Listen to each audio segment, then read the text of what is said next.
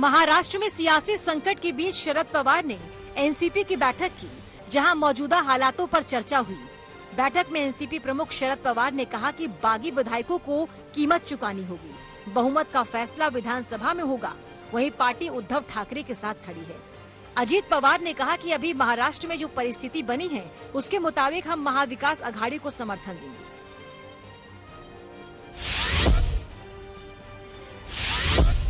उद्धव ठाकरे साहब जी को पवार साहब ने खुद और कांग्रेस पार्टी ने मिलके, सबने मिलके वहां उनको चीफ मिनिस्टर के नाते बिठाया है।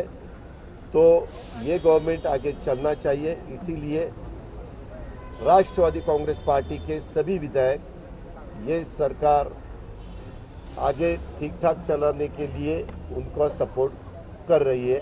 हम आखिर घड़ी तक शिवसेना के साथ, उद्धव ठाकरे साहब जी के साथ खड़े रहेंगे।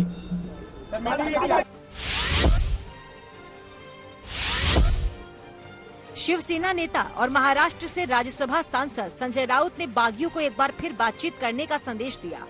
उन्होंने कहा कि विचार विमर्श के जरिए मार्ग प्रशस्त किया जा सकता है, चर्चा की जा सकती है, घर के दरवाजे खुले हैं। राउत ने बागी विधायकों से बातचीत के लिए भी कहा। इतना ही नहीं, शिवसेना का कहना है कि अगर बागी विधायक कहेंगे तो शिवसेना महाराष्ट्र विकास अघाड़ी छोड़ देगी।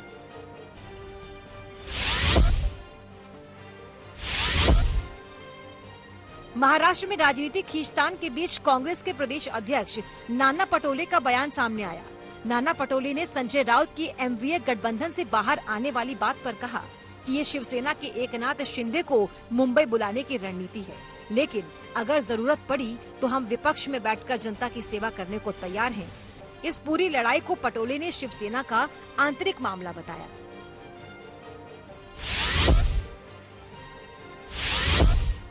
मेरा ये कहना है कि उनके पार्टी का मामला है, उनके विधायक, उनमें जो जिस तरह से बीजेपी ने उनके कुछ मंत्री और विधायकों को वहां जमा किया है और उनके विधायकों को और उनके मंत्री को बुलाने के लिए वो दाव लगा रहे होंगे, तो उनका इश्यू है।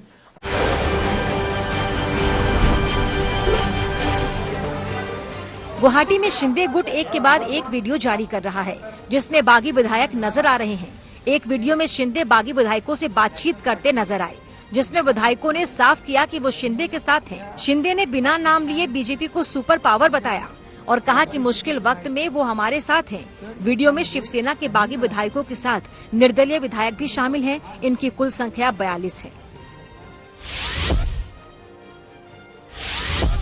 बागी नेता एकनाथ शिंदे ने एक चिट्ठी शेयर की। चिट्ठी संजय सिरसाट ने लिखी, मगर इसमें सभी विधायकों की भावनाएं बताई गई। चिट्ठी में लिखा है कि शिवसेना विधायकों के लिए आपका दरवाजा हमेशा बंद रहता था।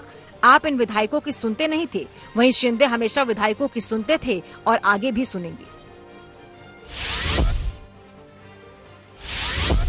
शिवसेना में बगावत कितनी बढ़ गई है, इसका अंदाजा अब लगाया जा रहा है। शिवसेना की जो मीटिंग बुलाई गई है, उसमें सिर्फ 12 विधायक पहुंचे, जबकि महाराष्ट्र में शिवसेना के 55 विधायक हैं।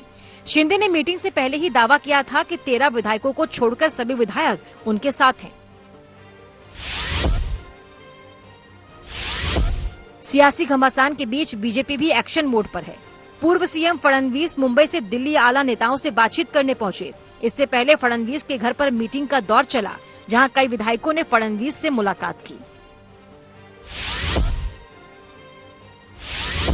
महाराष्ट्र के सियासी घमासान में ममता बनर्जी की पार्टी तृणमूल कांग्रेस की एंट्री हो गई।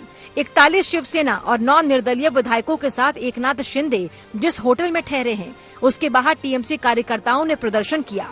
टीएमसी ने कहा कि असम बाढ़ से जूझ रहा है, वहीं बीजेपी सरकार बनाने की कोशिशों में लगी है। ममता बनर्जी ने भी महाराष्ट्र की सियासत को लेकर बीजेपी पर तंज किया।